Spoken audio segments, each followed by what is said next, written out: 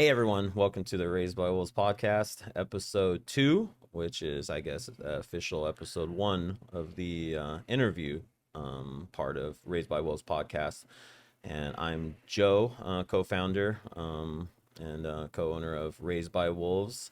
And to my right is a very handsome co-host of this deal today, JC Coates. Joe, how we doing, buddy? I'm great, man. You doing good? Great. Yeah. How are you? I'm good. I'm excited to get into this interview today. Yeah, me too. So we have a very special guest. Well, at least to me. I don't know about how the rest of the world feels about him. Jimmy, and I'll let Jimmy introduce himself. I'm Jimmy.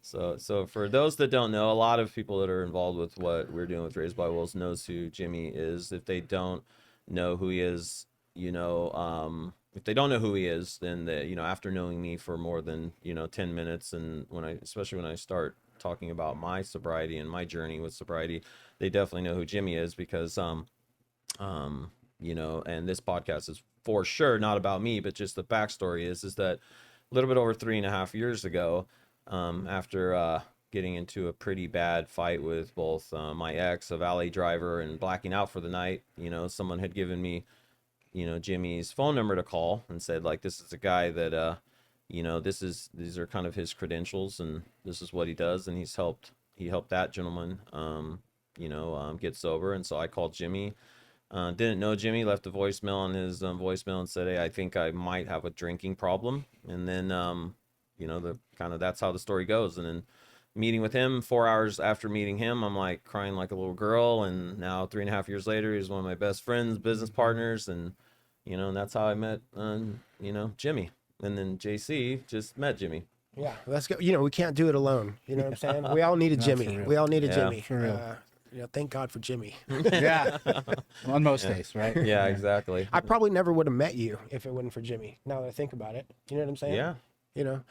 Yeah, that's kind of weird how the world works. It's my best friends and my best relationships now are through sobriety, and it's all because of Jimmy.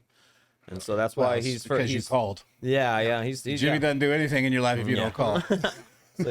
So we we want to spend as much time as possible talking about Jimmy's story today, and then moving forward, real quick, is that, as much as he's available, JC will be the, our co-host here on this deal, this Raised by Wolves deal. And absolutely. And we'll get into his story in another episode. And, he's a great example for, for folks that are trying to turn his life around, for their lives around, JC himself. So thank you for being here. Yeah, man. Jimmy, and thank you, JC, for helping me with this, since you look a lot better on camera and your voice is a lot nicer. Yeah, of course, man. It's an honor to be here. And, it's cool to be around other people who, have been down to the depths of hell, you know what I mean? And been able to, muster up the courage, to make that call and to overcome some of those personal struggles. So I'm excited to get into this. Yeah, absolutely. So really, just kind of jumping right into it, not only, well, you've introduced yourself, but, introduce yourself on kind of, who you are, what you do right now, and, a little bit.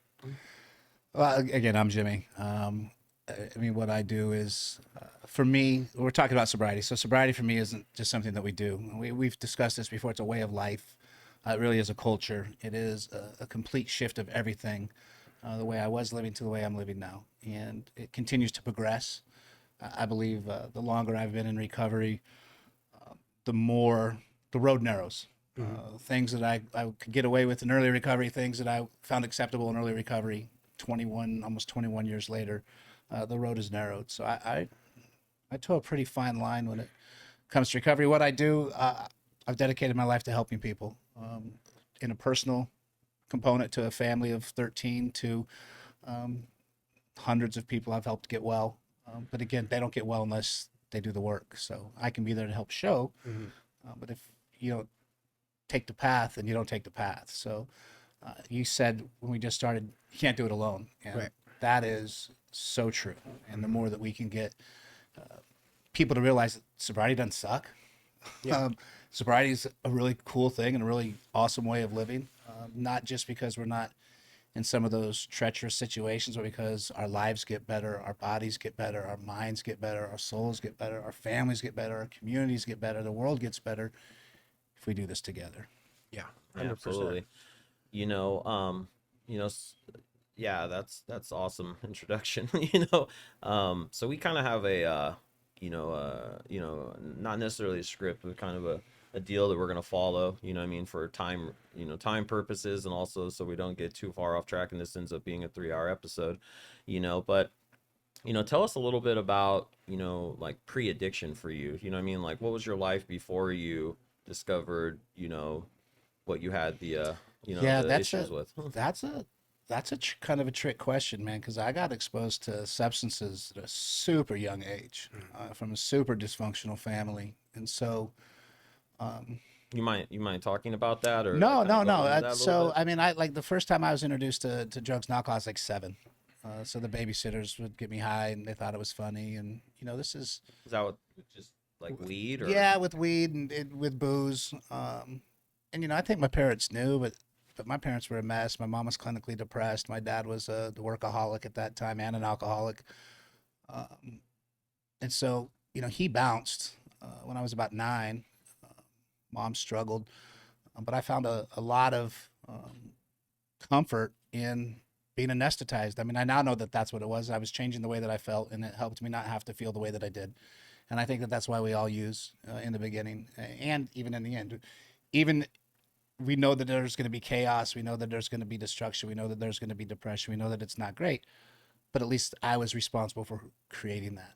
I had some resemblance of control. So, I was probably alcoholic by 14, 15, gang banging because my dad was gone, and I had no sense of family. Mom was clinically depressed. It was an absolute mess. So hanging out with these dudes, it felt like love. It felt like acceptance. It felt there was free drugs and alcohol.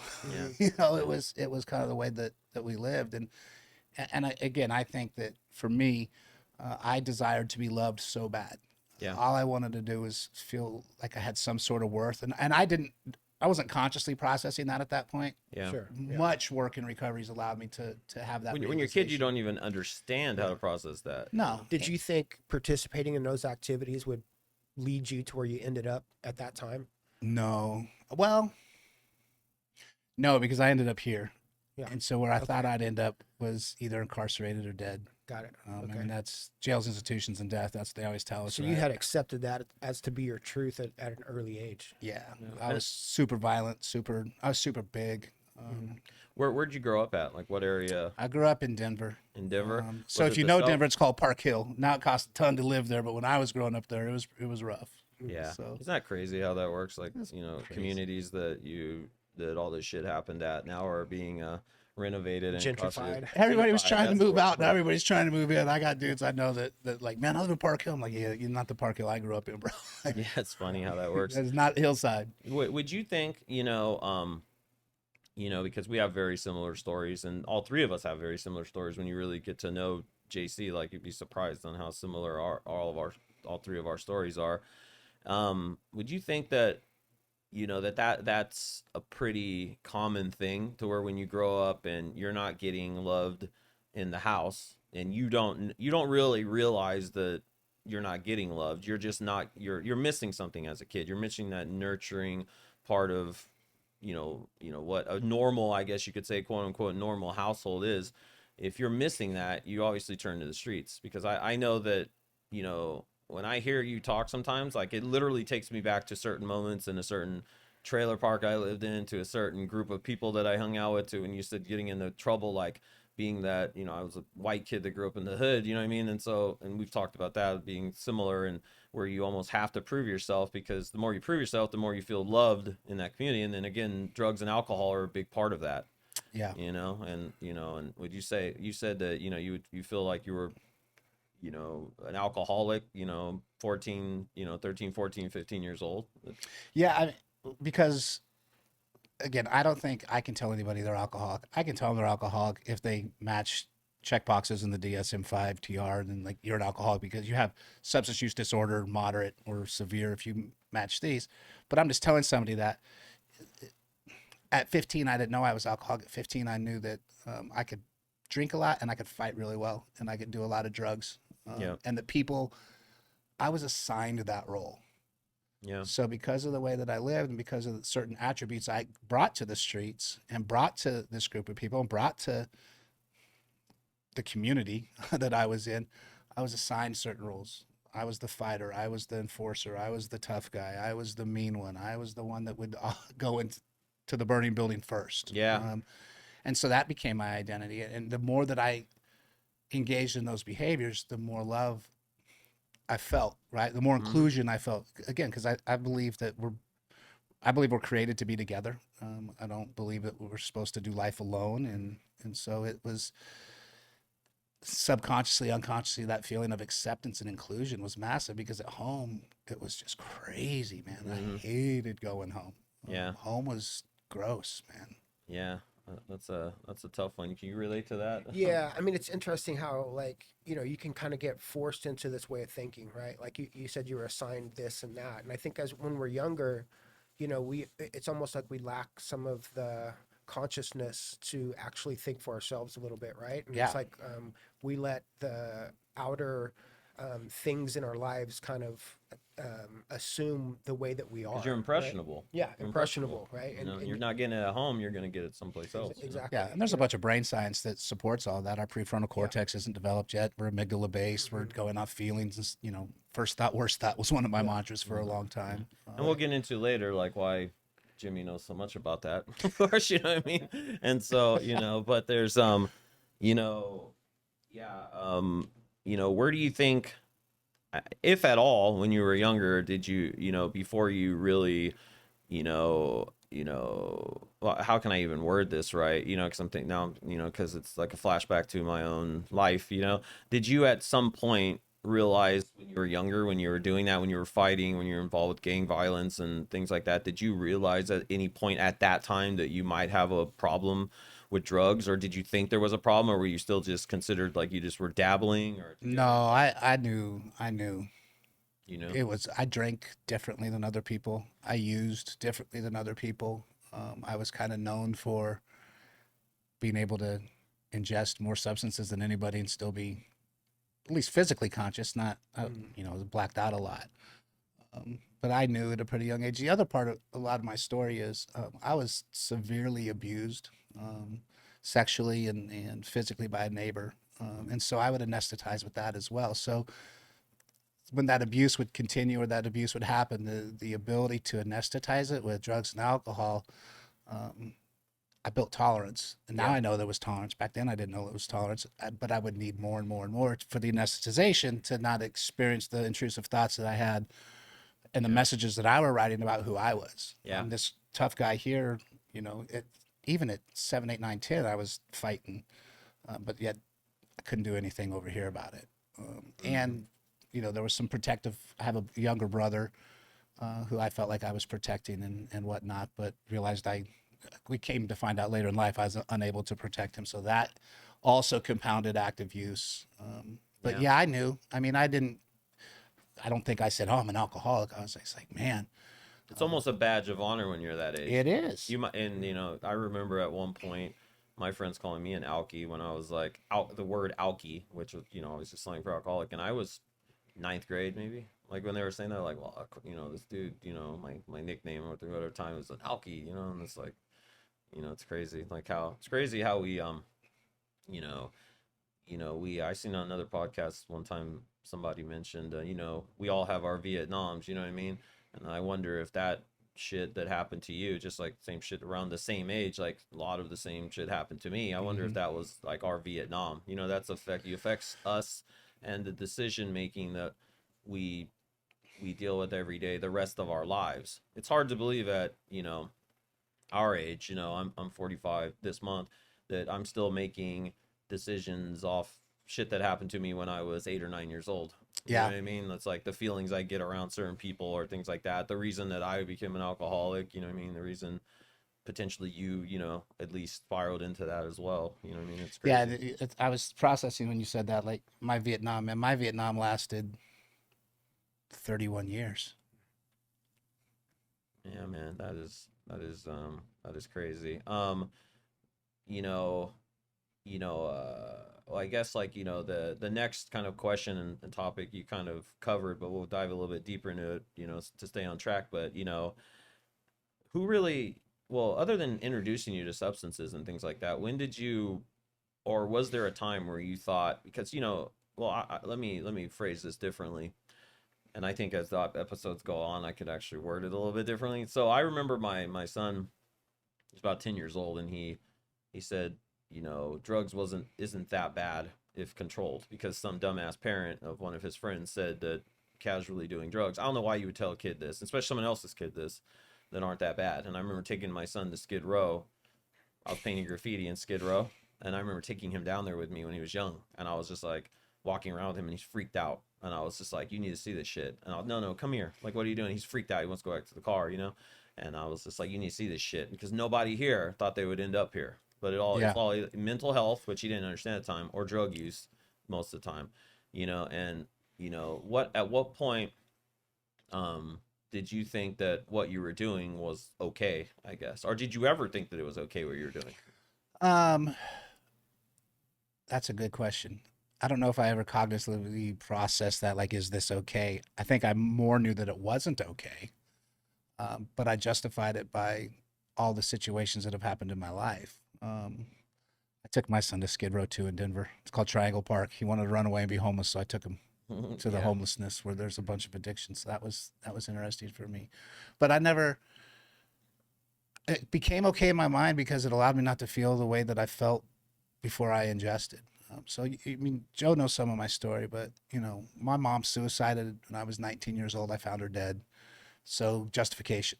People would say, you drink too much. Have you ever found your mom dead? No, well, then shut up. Yeah. You're using too much. Have you ever found your mom dead? No, and shut up. I had a counselor once say to me, she said, I know exactly how you feel. And I said, oh, you've woken up in your own pee and puke stabbed in the gutter? She was like, no. And I was like, well, then you have no idea how I feel. Yeah. And so even though I may not have known, I knew that it wasn't okay. It was okay for me because it made me feel different than I was feeling if I wasn't under the influence, if that makes sense. Yeah. It was the way you rationalized it. Yeah. Pour me. Yeah. Pour me another drink, Did you ever fantasize about it being different for you? Not in a positive way. So the fantasy life that I would portray was death usually, because death was often more appealing to me than life. But because my mom had suicided and I knew what that did to a family, I never would physically end my life on purpose, but I put myself in situations that could potentially end my life on purpose, if that makes sense. Yeah. Fights, guns, crazy car wrecks, all kinds of stuff. But never was able or never really wanted to expose my family to what I was exposed to. Yeah. So I don't know if that answered your question. No, yeah, no, definitely. I think that how old do you think that you were when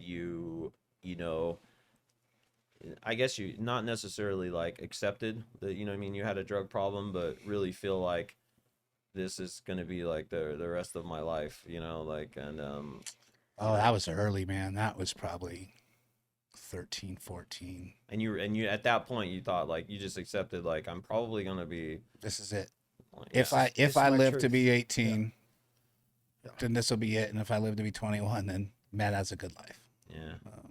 That's crazy. I'm a little older than that now. Yeah. I had a stepdad that told me one time that I'd be in prison or dead by the time I was 21, and that that shit. He later on in life he said he didn't even remember telling me that, but I was like, that shit stuck with me because I kind of lived my life with the idea that I wasn't going to be alive at 21, so who gives a shit. Like if I showed up to school, it was because there was probably a whole school year that I can go to school on Friday.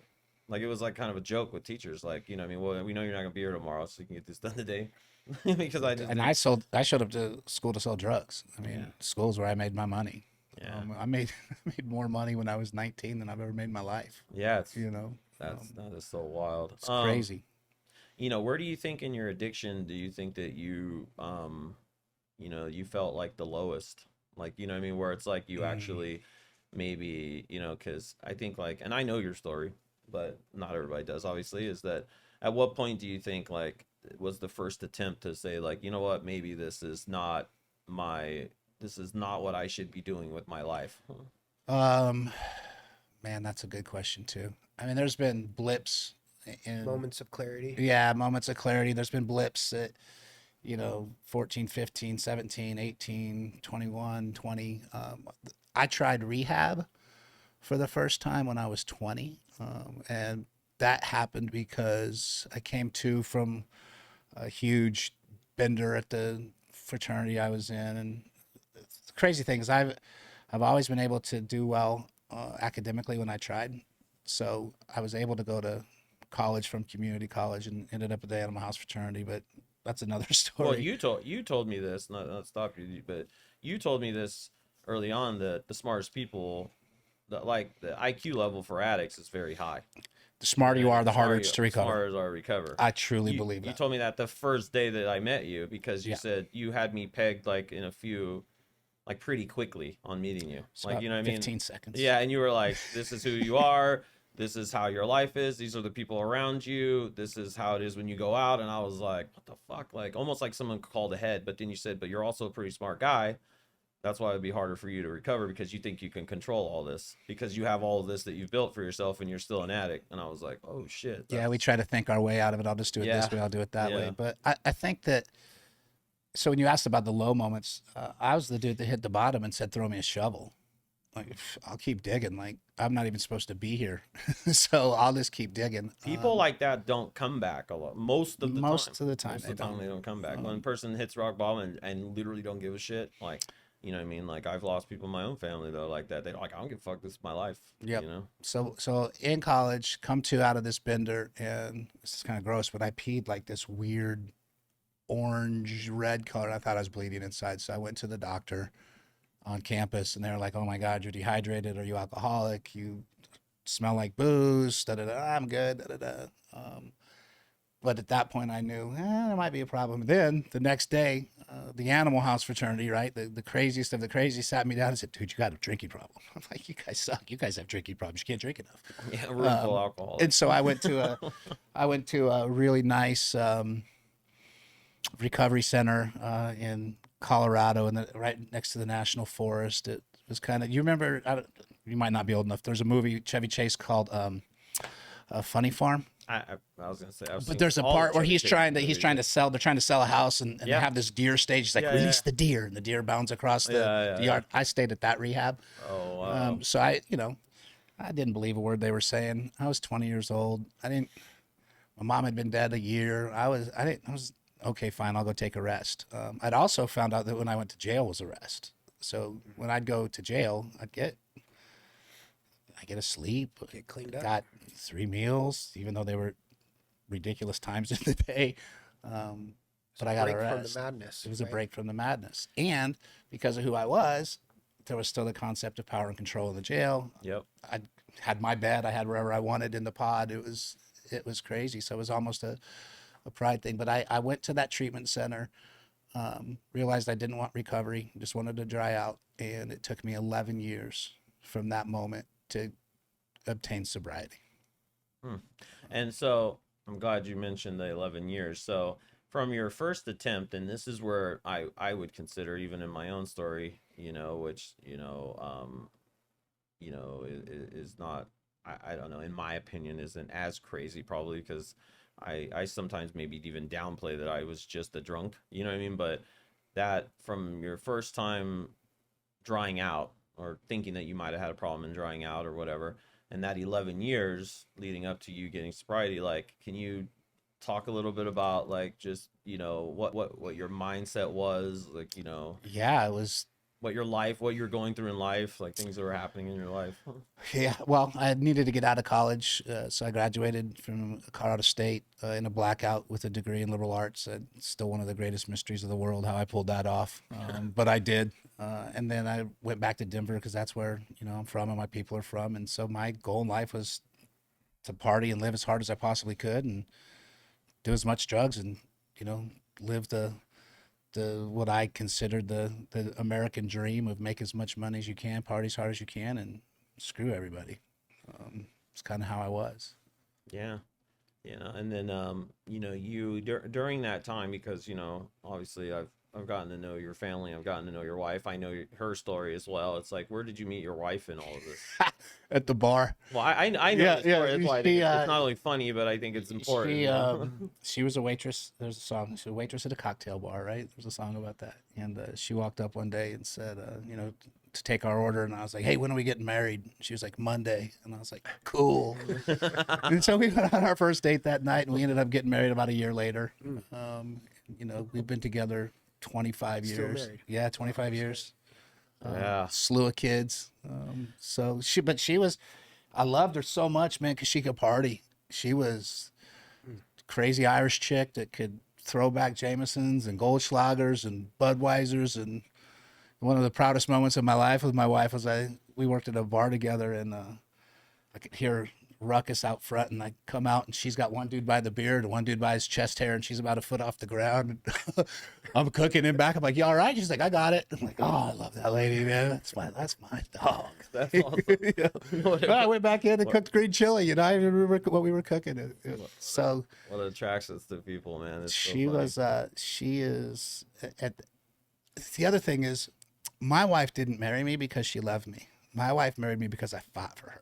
Mm-hmm. And she felt protected. I didn't marry my wife because I loved her. I married my wife because if she liked me, then I must not be the monster that I think that I am. Shit. Yeah.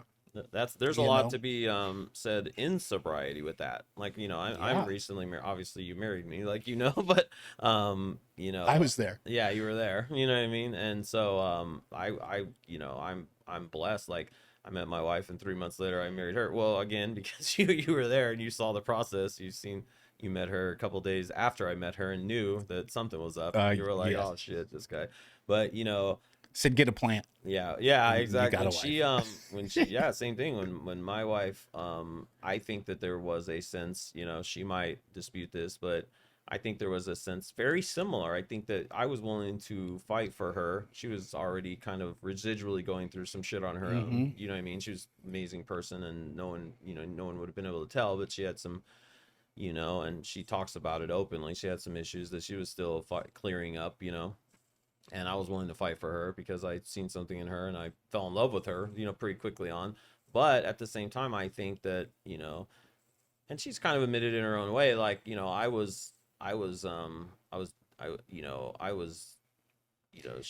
weren't a dick, Joe. I wasn't a dick to her, and I was willing to fight for her. And that I also said, like, hey, I'm fucking hard to deal with. I travel a lot. My business is crazy. I'm fucking sober. I deal with things differently now because I'm not drinking.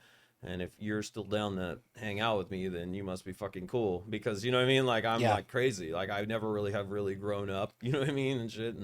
And so, yeah, it's crazy. Like, when you find that one JC, I know JC's story for the most part about his wife, and she's been through some shit with him too. Yeah. I mean, it's like when you find somebody that kind of allows you to be who you are at that time, and vice versa, it's easy to stay with that person, whether it's like, to a point of enabling, right? Mm-hmm. Or just a point of like allowing you to, like, participate in what you do, right? Yeah. It makes it easy to stay together, right? Even when you don't necessarily love each other, right? It's just that common kind of like thing that keeps you together. But yeah, I've had a collection of wives. But my most recent has definitely put up with me through hell and back. But yeah. That's good to, and a nice way to end that part, because I got a collection of mine and turn back over. That would have been all bad. I admire your wife like big time, because not only does she put up with you, and that's not even bad, because I don't like, you and I have a good relationship, but I know. Oh, shit, I'm difficult. Yeah, to but live you're with. difficult. There's no, like, you know what I mean? No doubt about it. So I'm gonna jump around a little bit here. When I met you, the funny thing was that I and you know this, fucking everybody that knows me knows this, is that, and it's something I'm working on.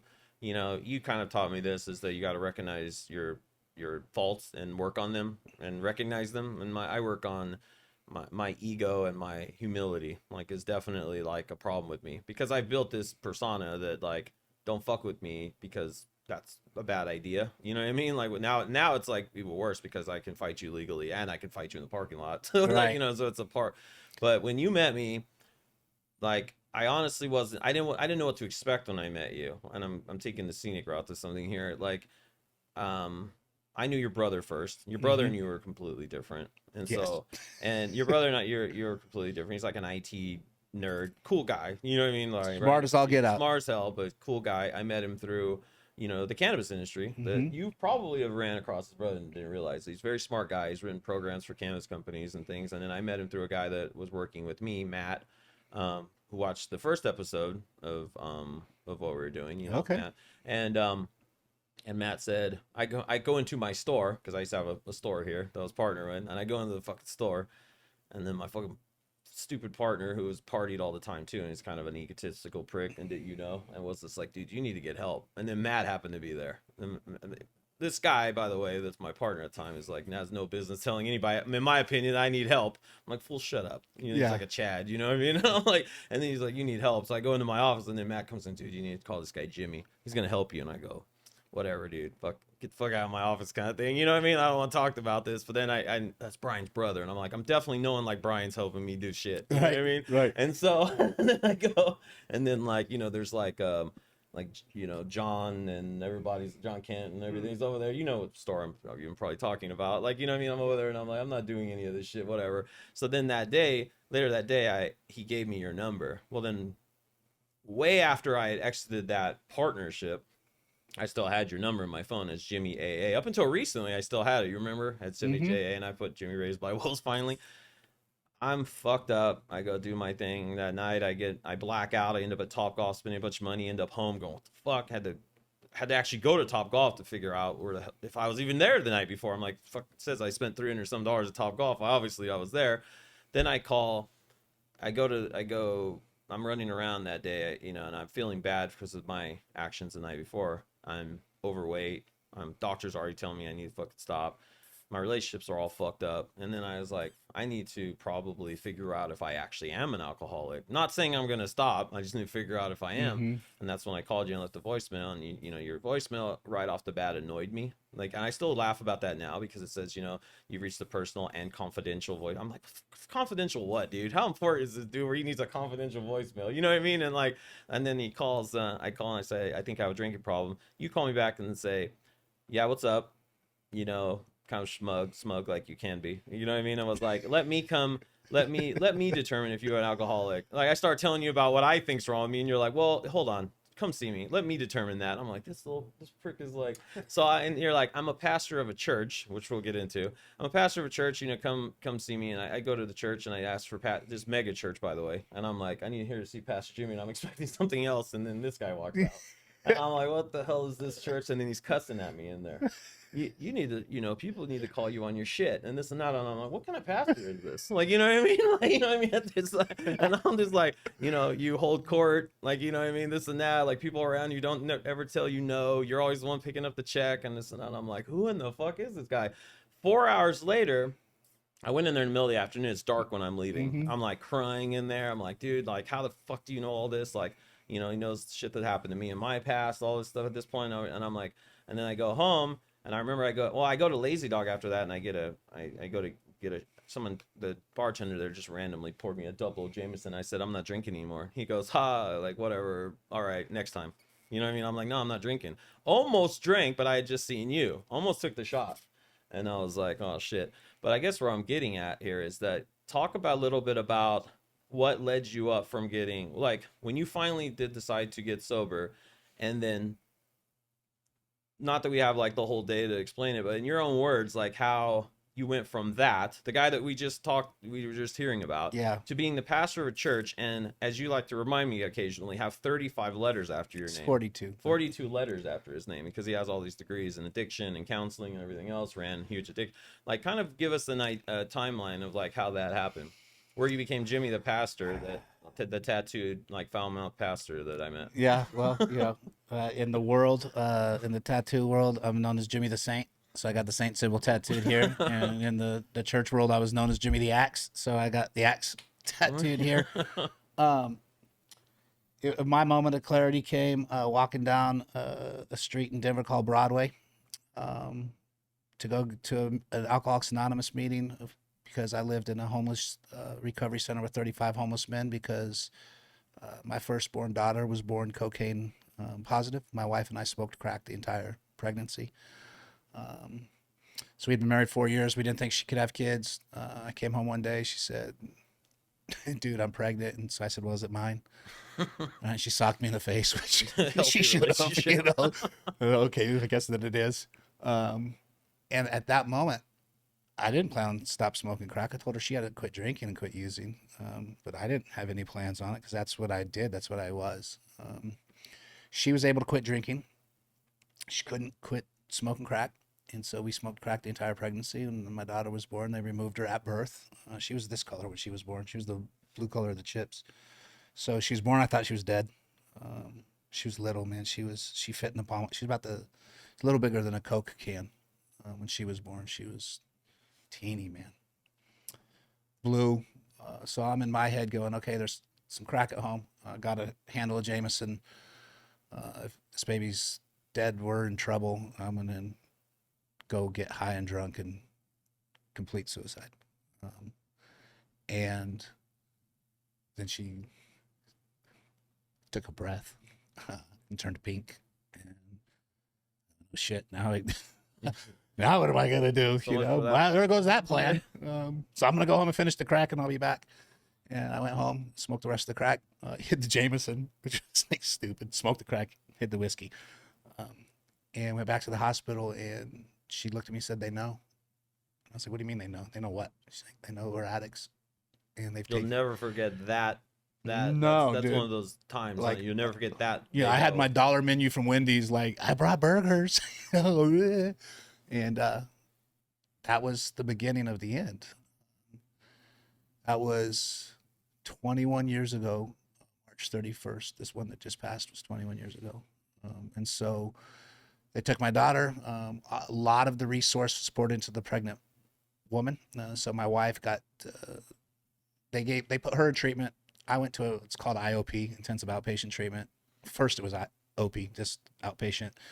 And it was a joke. But it was required. Yeah, to get your daughter to get my back. kid back, and I didn't plan on quit smoking crack. I remember arguing with them about not drinking. I was like, "Hey, man, I'm freaking 31 years old. I can drink all I want." And they said, "Absolutely, you can, but you'll never get your kid back." And I was like, "Oh, okay, whatever." So my plan was to quit using long enough to get my kid back, and then start using again because that's what I was predestined to do. I'm supposed to be a junkie. I'm supposed to be a drunk.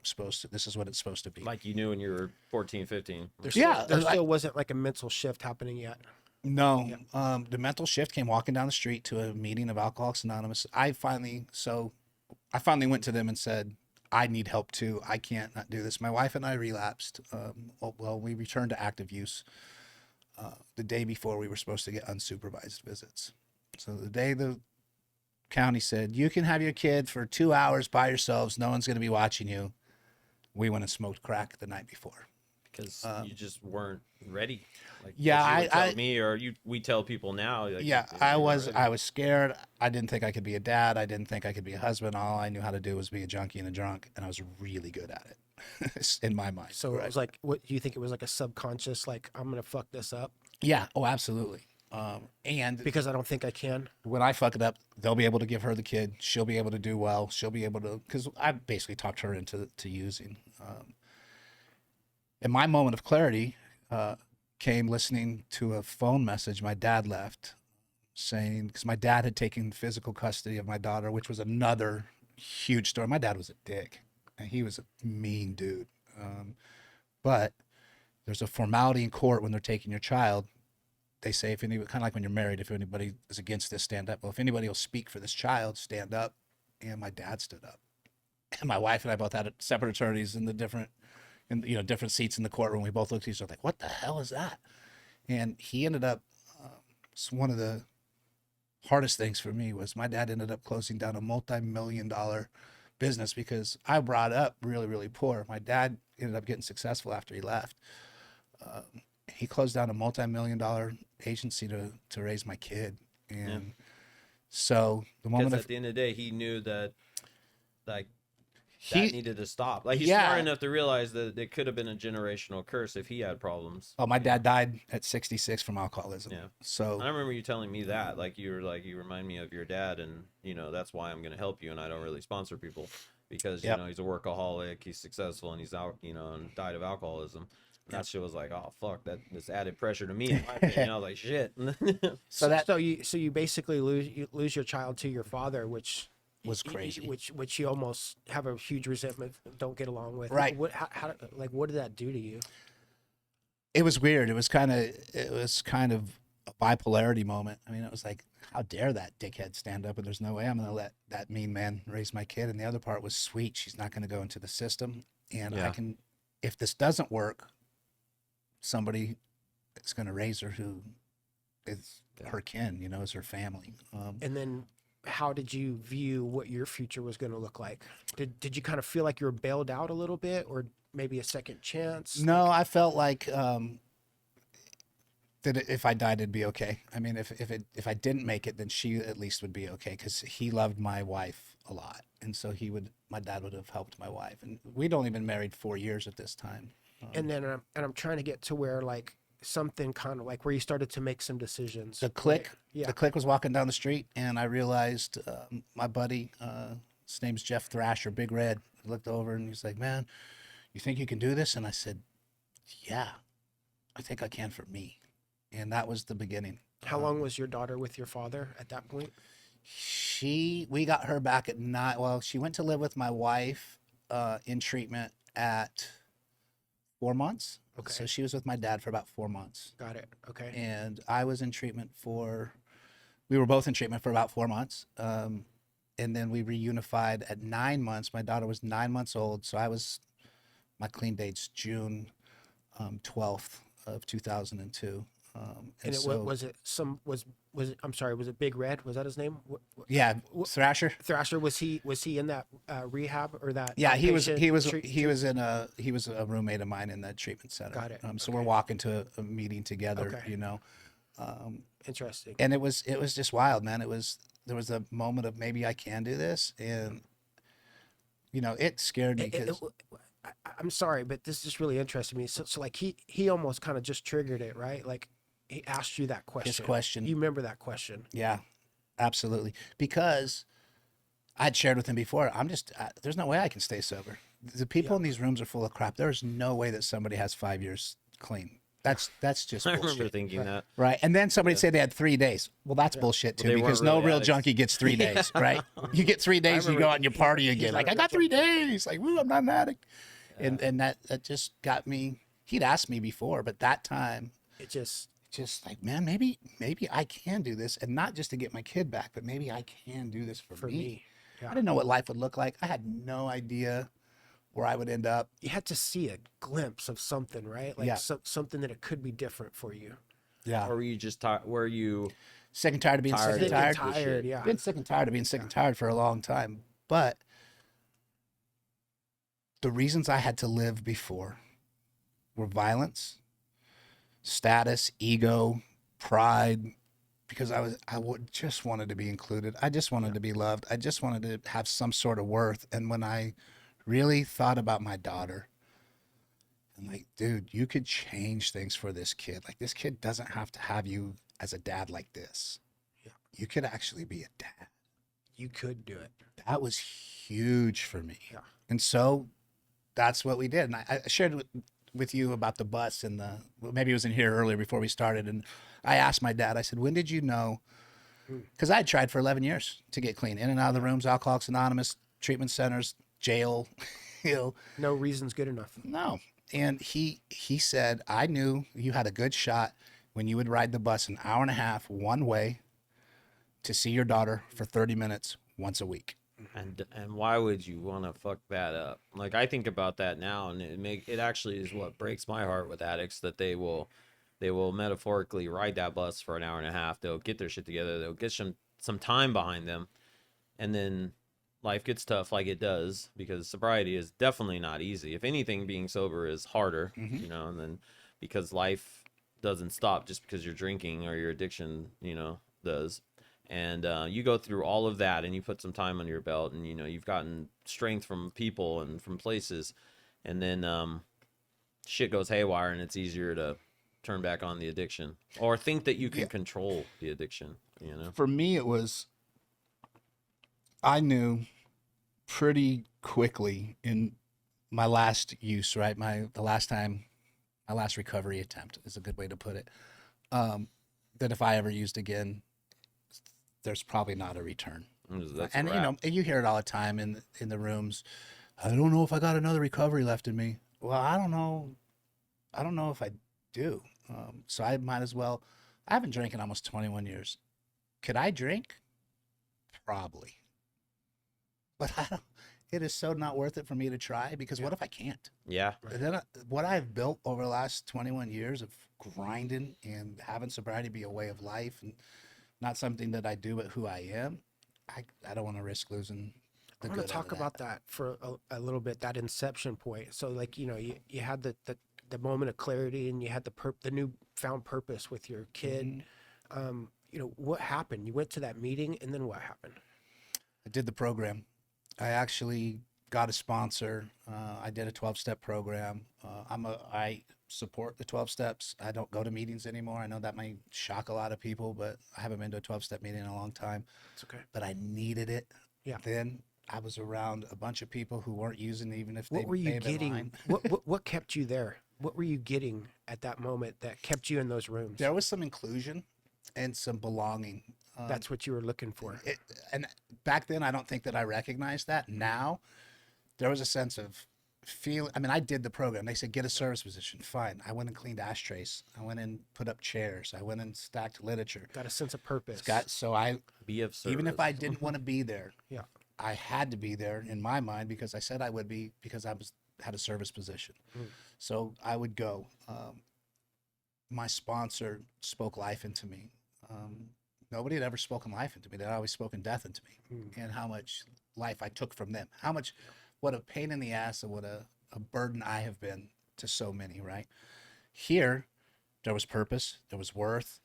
They weren't drinking. They weren't using. I thought most of them were probably on the up and up. But it felt like that family that I'd always missed. You thought maybe there is a different way.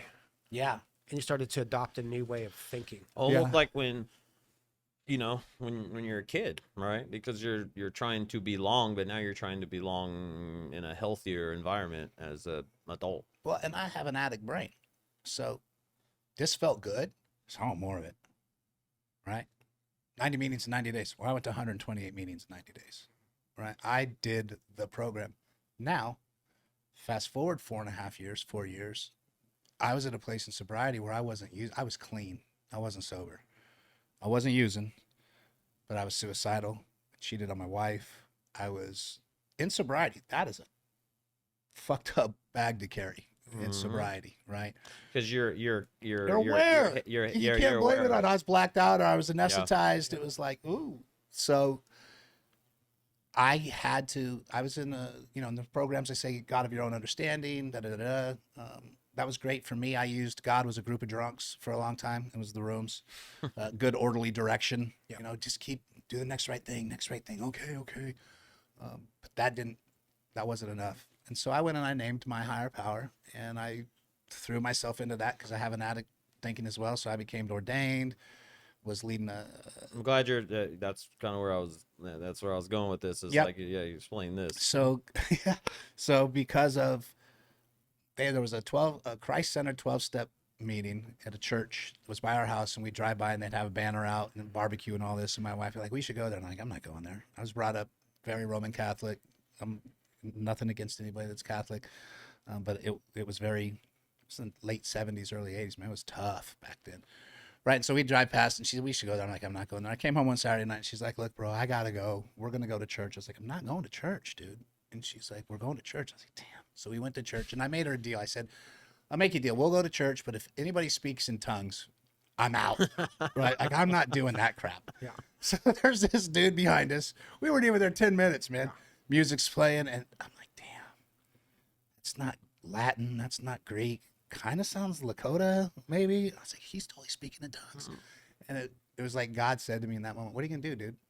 Are you going to bounce or are you going to stay? And I stayed, and I ended up being a really big part of that church and getting ordained, getting baptized again. I'd be the dude that would raise his hand every weekend, like, got to recommit. And the pastor finally came up to me and was like, dude, you're good. You don't need to do that every single time. God knows who you are. Yeah, now. you're good. And so I originally went to that meeting to show them how much I knew about the Big Book of Alcoholics Anonymous and how much I knew about recovery, because I, prideful. Yep. Got totally rocked in there, totally humbled, not humiliated, humbled. Huge difference between humiliation and humbleness. And that was a path that it took me on, brought me to Vegas.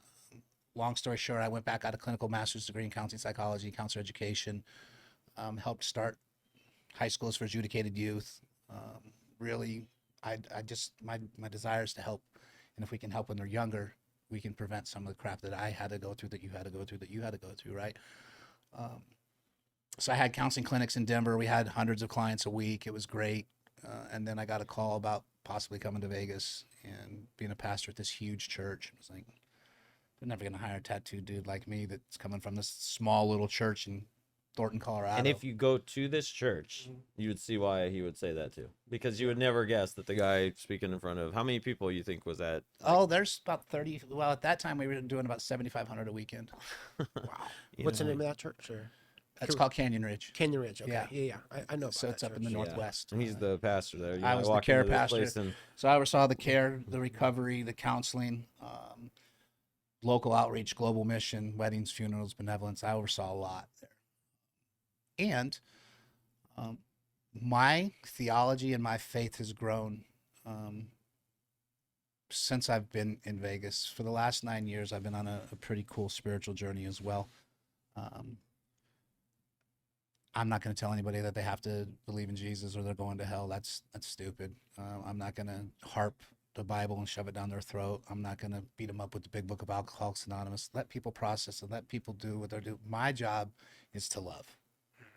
If I can love you well and you can experience love in a healthy way that has boundaries, it's acceptable, isn't predatory, that is really based in love, and you can experience what I experienced by being loved, then hopefully you'll be able to change your trajectory, right? And change others maybe around you. So I still believe, I'm still, I'm an ordained minister, so I have that. I don't work at a church anymore. I don't attend regularly. I think that man has done some very strange things to religion. In its core, I believe we're supposed to love and help each other. And if we do that, what a better place this would be, right? If we did it all the time. So that's my mission in life, is just to love well. If you get an email from me, it says love strong. Well, that's kind of my moniker. Yeah. I love it. And then, so, to tie Jimmy into Raised by Wolves. So I was, just really quickly, like through, one evening, I came up with this name, Raised by Wolves, spelt the proper way. And I think the first episode kind of talks a little bit about that, and then I'll talk about it later. And it's on our website, and then me being like a graffiti writer for all these years, I got to change it up. Can't spell it the way it's supposed to be spelled. So, and then having a streetwear background, I'm like, let's make this kind of look like a brand that's cool, because we're taking something that's not very fucking sexy and giving it some sex appeal, right?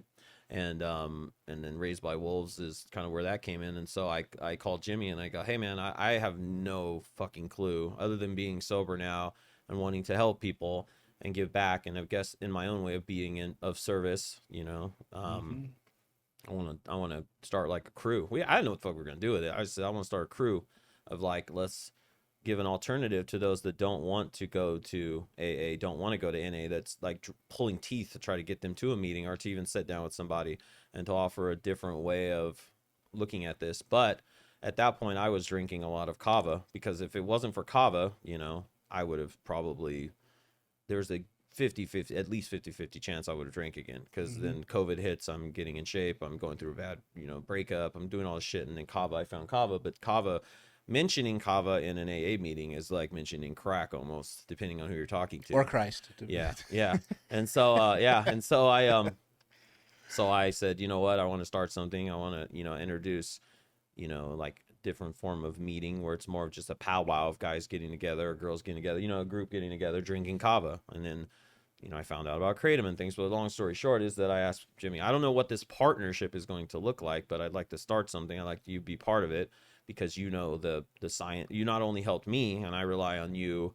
I always joke with my wife and say I get free counseling just being friends with Jimmy because, you know what I mean? Like, because Jimmy and I hardly even I don't call Jimmy enough, I don't think, but I said, I need your help with this brand. You know what I mean? I need help to figure out what the hell I'm going to do with this because I have no idea. Like, I technically, to strip away the glamour of the cannabis industry, I sell weed for a living and I, have a sushi place and a few other things, but I don't know shit about the brain. I don't know anything about, things. And so, and then Raised by Wolves kind of started. We brought on some people, a couple, friends as partners. And now we've kind of turned this not only into, we've turned this into a thing, I don't even know what I would call it. But we have some amazing plans to open some things this year, and we have products, and and then obviously tying you into it also, it's something that you're doing to help people better themselves. You know what I mean? And well, it's like-minded people that aren't gonna judge, aren't gonna say there's only one pathway to recovery. So one of the hardest things with my stance of recovery has changed as well too. Like, my first 5 years, if you would have talked to me about Kratom and Kava, I would have been like, oh, you're relapsing, you're using, oh my gosh, those are mind-altering substances. Man, I'm so past that now. Like, if you're going to drink some Kratom instead of go shoot dope, bro, let me help you mix it. Yeah. Mm-hmm. Like, here you go. If you're coming off of opiates and we're looking at doing a Suboxone regime or a methadone regime, but you got through the first 72 hours because you were on some high doses of THC, or you were on your CBD and using CBN to sleep, and you're doing all this alternative, holistic, natural stuff. That God, if you believe in God put these plants here. To not go and engage in that super destructive lifestyle that you've been engaging in. Who am I to say? Yeah. Who am I to cast judgment on your way of life and on your path road to recovery? I don't want you shooting heroin. I want you overdosing on fentanyl. So drink some kava. Yeah. Drink some Kratom. That okay. I'm not going to tell you you're not sober. That's stupid. That's for you to figure out. I know so many people that don't use and have such shitty lives. They don't get high. They don't get drunk. They don't do any alternative pathways, and they're miserable. Man, if I had 21 years and I was miserable all the time, I'd go get high. Yeah. It's not worth it. Yeah. It would. Holding on for that long wouldn't be worth it. So I could barely sit still because I have ADHD and OCD and everything, and I guarantee that drinking helped that, and I drink kava and kratom, or kava or kratom in a lot milder doses is that I used to, probably 6 or 7 days a week, depending on the mood, like, you know what I mean? But I also drink other things like cacao and things like that with it, to help with focus. So if it wasn't for that, I met an Uber driver in Sacramento that I started talking about, what I do in recovery and just a few things in the Uber ride to the airport. And he's a ex-law enforcement, said his daughter takes very large amounts of kratom daily. And I go, do you have a problem with that? He goes, no. She was on Suboxone or methadone, I forget which one, and she barely could function, and she'd have to wait in line every morning to get it. And and JC knows this world, and I don't know that world, of course. And she said, but now she spends $30 to $60 a day on kratom potentially, but she has 3 kids.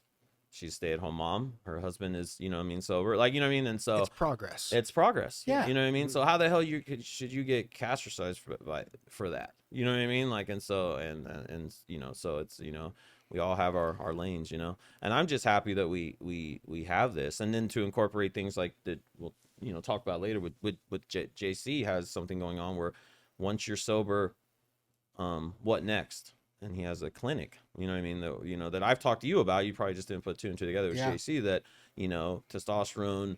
I just did. Yeah. Testosterone, that helps you, once you're sober, what next? Well, like, And for me, I would say once you're clean, what's next? And once you're clean, once you're clean, get sober. Yeah. Yeah. you know, because just not using for me wasn't enough. That's why at 4.5 years, I was not using, but it wasn't enough. I hadn't addressed the trauma. I hadn't addressed the abuse. I hadn't addressed the isolation and the abandonment. I hadn't addressed any of that. So through a lifelong addressment of that now, my sobriety's stronger. My life is better. I don't want to eat a bullet every morning when I wake up. Do I still struggle? Of course I still struggle. There's still times where I'm struggling. But alternative pathway. I can't sleep. Once the committee starts, the committee starts, and I'm done. So doctors like, you want to do Seroquel, you want to do this sleep aid. No, there's this thing. I don't know if we can do. There's this chewy that you can have at night. Yeah. that has a whole bunch of CBN in it and a little bit of THC, and you know what? You can sleep. Yeah. All through the night. Thank God. Amazing. Yeah. Like where was this 18 years ago? And as we get healthier through sobriety and being clean and use, things like that, and then get our bodies right with like your clinic, Be More HRT, not to plug it, but let's plug it. Like, you know what I mean? Like, is that, that helps you as a man or woman if you are wanting to take that next step to like, you get clean, you're sober, you're clean, and then, okay, what's next? You use that. And it just really fine tunes. Yeah, I mean, our hormones really control just about everything in our body and from everything, and when you have 20 years of abusing your body, your hormones suffer. And most of the time, I would say 99% of the time when guys get sober, their testosterone, for example, is in the tank, right? And it's just makes it that much harder to get sober, to get clean, if you don't have any motivation, or you can't sleep, or you're depressed, or, but if you don't check for your hormones, you don't, lift up the hood, get your blood work done, and look at what's going on inside of your body, then, you can't do anything about it, right? Yeah, and a lot of that stuff, the depression, the lethargy, a lot of that's in the beginning is attributed to post-acute withdrawal syndrome. It's called PAWS. So, but it doesn't have to stay that way. So I think that was part of what I suffered from was I had terrible, my hormones were shot. Yeah. There were neurochemicals that were way out of balance. My amino acids were way out of whack, like 5-HTP, GABA, L-tyrosine, DLPA. I was taking all of those when I got Yeah. You told me to I take told all you those, to. yeah. So when I walked into a psychopharmacology class, and this lady named Jean Armour, I'm sure she's passed now because she was like 75 then. She looked at me, she goes, "Oh, baby, you don't have any endorphins." What the hell? What are you talking about? She goes, "Look at you, you're all tattooed up. You don't." She goes, "You like getting tattooed, don't you? You like the feeling afterwards." And I'm like, "Yeah." She said, "Oh, it's because your endorphins are dumping." I'm like, "What?" So she walked That's me weird. through this. I'm heavily tattooed. Yeah, And the same she reason walked I me like through all this. this. And I'm like, "Oh my gosh." She's like, "Take this, take this, take this, take this, take this," and my life got better. Yeah. Because my body chemistry was balanced, my hormones were balanced, my amino acids You were think balanced. that's why we fought in our addiction? Like physically alter. I used to like the feeling that I had of my body being Absolutely. sore after a fight. And people used to, like my friends that didn't understand, they'd be like, "You're fucking sick." And then they'd buy me a shot. Yeah. Fucking, you're Wait till sick. next weekend when that dude comes Thick back. ass. Like, you know what I mean? Like, what's wrong with to you? do that Like, again. you know what I mean? And so it's pretty scary, man. But I mean, so- imagine getting sober and getting fat and eating cheeseburgers and not getting healthy. You know then what you're I'm killing saying? yourself It's another like- way. Yeah. You know it's what I like mean? Like killing You're yourself not even another giving way. yourself a chance. I quit smoking cigarettes. I was in a meeting and I heard this dude say, "If you got 2 years clean and you're still smoking cigarettes, there's something wrong with your program." I was like, "Dang, that's tough." Did you smoke cigarettes, Jason? I did smoke I think cigarettes, all yeah. of us here. all of us here. You know, you I was know? like 4 years clean up when I was like, "Oh, Yeah, I it's probably quit crazy. smoking cigarettes." Yeah, that is- But yeah, quitting cigarettes was hard too. Yeah, but definitely. to that, so I've weighed almost 400 pounds in my life. I've lost over 100 pounds twice in my life. Once great. very healthy, once very not healthy. Yeah. And a lot of my weight loss journey was because of what my dad said when I was little. I have super insecure about body image. It's part of the tattoos. It's part about being big. The bigger I got, the more people wouldn't engage. So if I grew more skin, they would stay Yeah. away, and I didn't have to let them in. Yeah. So it became a unconscious Defense. defense mechanism as Yeah. well. And so once I started to get into health, once I started getting into fitness, once I started balancing everything, my level, the quality of life increased so much that I just wanted more and more and more. Yeah. And so I'm on a mission to be as healthy as I can, mentally, physically, and spiritually. Because if I'm not, then how can I help the next person? that's coming Absolutely. It's through? almost a responsibility. You It's know what I I'm mean? duty bound is the Yeah. word I use. I'm I duty love that bound word. in my I love that recovery. word. Yeah. Yeah, if we could sell a ton of fitness products if literally we took all three of our before and after pictures and posted them on here and did a podcast. Like, you know what I mean? Like, it would be crazy. Yeah. And it's so crazy. My my nickname in college was Meatloaf. Meatloaf, Because I looked just like Meatloaf. I had the mullet and the long hair, and I was huge, man. I was like 390. Yeah, I was 315. The funny thing is I used to tell people when I would get sweaty and drinking, and I think I was gonna get into a fight, I go, but I gotta do it quick. I gotta hit this dude quick because I'm gonna gas out. I gotta hit this dude quick. You know, it's like, it's pretty funny how like your fucking brain works, especially when you got substances fueling the fire. But what I mean, so what, like, you know, I guess we could wrap this up with kind of maybe talking about what kind of advice do you have with people that if they're in the shit and they're going through their own, you know, Vietnam and they think they want to get help, like what do you think they should do? Like, you know, what do you think the first step that, you know, I mean, the, you know, what just in your opinion, like what should you think they should be thinking? I think everybody knows somebody who's sober. I mean, I really do. I think everybody knows somebody who's attempting sobriety. The hardest, most courageous thing you ever did was call. So pick up the phone, pick up that 5,000 pound phone and call. I still can't believe I did. I'm not a guy that reaches did. out to people to admit that I'm like, we're better together. I mean, that's the bottom line. You know, yeah, 3 chords don't get broken as easy as one. 2 dudes can defend an attack that would defeat one. So for me, it's you're not alone. You're not terminally unique. There's a line in the Big Book of Alcoholics Anonymous that talks about, it's called Keys to the Kingdom back when I was in the 3rd edition. But it talks about this doctor who said he felt like he was terminally unique. And I was like, oh my God, I know exactly what he feels. I'm the only one who feels like this, and I'm going to die that way. You're not the only, you may feel like that, but that's a lie. There are a ton of us out there that have experience, strength, and hope that we want to share with you because we're duty bound to do so, because then we expect you to do it. The expectation is once you get well is you help others. Now, don't let that scare you away, right? The first step is to call. The first step is to get help. The first step is to reach out. Even if you've done it 150 times, do it again, because we're only, you know, one relationship away from recovery, I believe.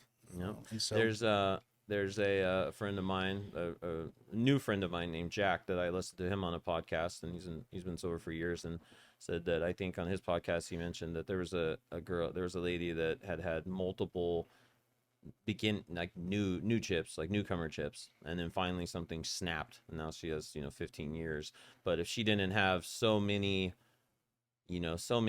new chips, and I don't remember exactly, I'm paraphrasing here, exactly what led up to her, if that snap moment, but if she wouldn't have gone to so many meetings and got so many of those newcomer chips, she wouldn't have, you know, a 15-year or 20-year Takes what chip. it takes. Takes what it takes. Whether it's AA or it's an alternative pathway, it's, you know, I used to be a total abstinent freak. I'm harm reduction now. Let's start there. If you're doing less heroin, great. That's better than doing more heroin, right? If you're doing less methamphetamines, if you're drinking less, great. And look, there's a lot of people who struggle with substance use disorder that aren't alcoholic or addict. They just use too much. And so you can quit. Something big just has to present. Something big presented to me and I couldn't quit over and over and over again. I got DUIs. I've got all kinds of arrests. I mean, it was crazy, right? Yeah. I had to have help from somebody who had been down the path before me. His name was Dr. Bob, not the Dr. Bob that wrote the book, but I was in treatment. And he told me, he looked me dead in the eye. And I was giving him shit during one class. And he looked me dead in the eye and he goes, you need to shut the fuck up. And I was like, I'm about to punch this dude in his mouth. Who the fuck do you think you're talking to, bro? And he goes, I've been exactly where you were. I smoked crack for 16 years. And now I've got 10 years recovery. You need to shut up and listen to what I have to say. And I was like, dang, I still want to punch that dude. Yeah, I appreciate that.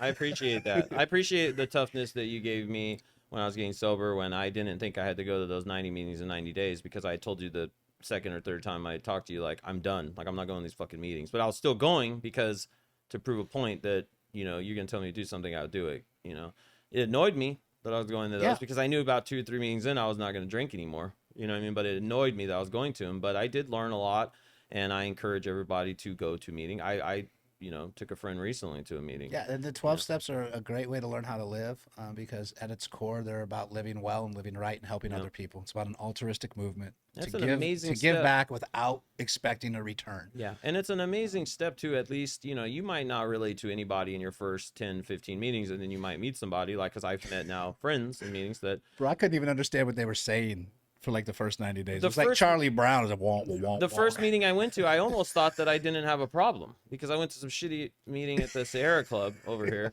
and like there was a lady sitting next to me that had, in meeting, shared and said that she had just drank hand sanitizer in the parking lot, and I'm over here living in a big ass house on the other side of town, going like, what the fuck am I even in this meeting for? I don't even have a problem. You know what I mean? Like, it's crazy. Yeah, just you I was know? drinking. I was in meeting. The first time I heard somebody drink vanilla, I was like, oh, that's gross. But Yeah. oh, I didn't know have that. I in didn't the know cabinet. you can do that. Like, But it's a big ass bottle of vanilla. But I think you're going to be actively a part of this podcast, and obviously the company, and we have resources that we have a resource center on our website, which is Raised by Wolves, RZD. In case you're listening to this and not watching it, RZDXWLVS. That's Raised by Wolves abbreviated, RZDXWLVS.com. We have a link there for resources to get help. If you are somebody is struggling, Yeah. and then you can reach out to us at the same at all social media platforms, and then I check that page religiously, because we get a lot of people that we meet through that page, and then I think that I appreciate you being here. I mean, I don't say man. this enough, and I'm not getting choked up in this fucking episode here, but I mean, I know you say I don't owe you my life, but like, I'm married, I'm in a very much better place. I have great relationships with almost everybody in my life.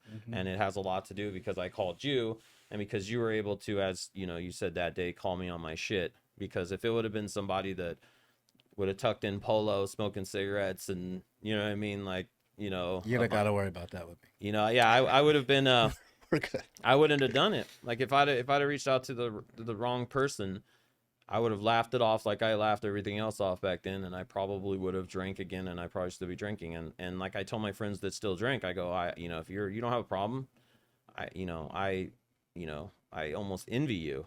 Unfortunately, drinking turns into bad shit with me, and I can't drink. I tell people all the time. They still like, oh, you want to drink? I'm like, no. People push it. They either think that you're alcoholic or you got a DUI, and so I just tell them. I learned this I probably started saying this about 15 years ago. I tell them I'm allergic. I'm allergic to alcohol. I break out in handcuffs. Yeah, and the first time I even heard that in an AA meeting, and that shit is true. That bothered me the first time I heard that in an AA meeting, and then now I understand it, because like I should have been arrested, but because I held court, as you said, and I could buy myself out of situations, and because I could afford an Uber to 9 or 10 bars, you know what I mean, and things like that in the night, that I wasn't. But yeah, I should have broken out in handcuffs many times, and like I appreciate you. I appreciate you being part of this. It was very important that our first, I guess you could say, official episode past the introduction, that you were the person that we were interviewing here. I appreciate that. You know what I mean? And I appreciate you too, being part of what we're doing, and like being our, then the co-pilot or pilot seat, depending on the day or the episode, I mean? I appreciate it. No, I appreciate it. Thanks, guys. Thank you. Guys. Thanks, Jimmy. Yeah. Appreciate it. And I think that the one piece that I would want, if you didn't hear anything else because it's too much or you zoned out or whatever, the one thing I would want somebody to hear is you're one healthy relationship away from the rest of your life.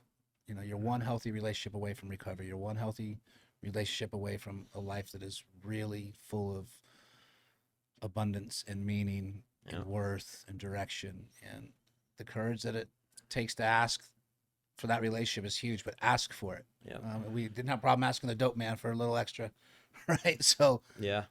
ask somebody who's in recovery about recovery. And you don't know whose life you're going to affect. And I'll personally end with this, is that, I have 2 amazing stepkids that, have their mom full time, and they will have a better life than I ever had.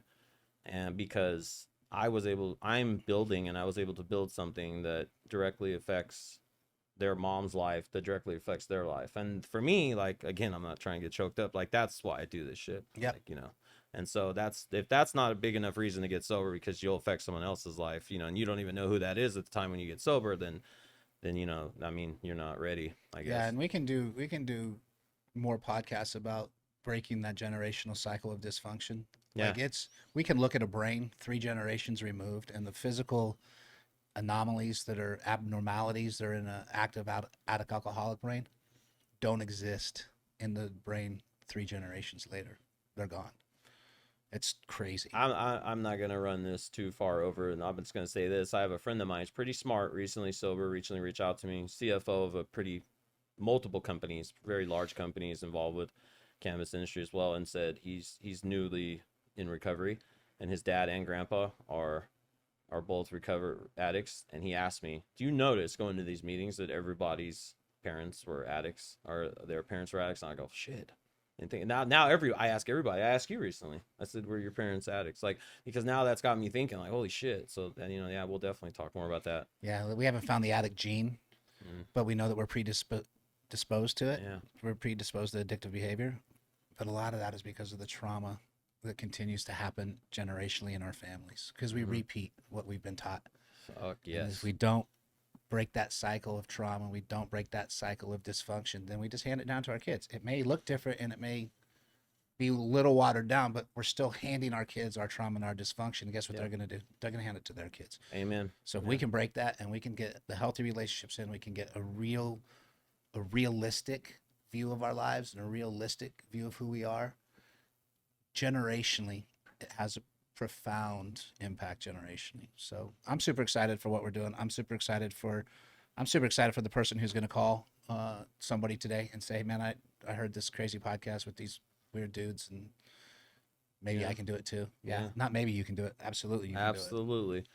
Well, thank you guys. Thank you, JC. Thank you, Jimmy. Yeah, man. And look forward to the next episode. Thanks you guys for listening and viewing, and subscribe to us on YouTube, and listen to us on soon all streaming platforms that we'll keep you all updated with. Thank you. Thank you. Oh man, I got pissed. Don't. I told you you should have.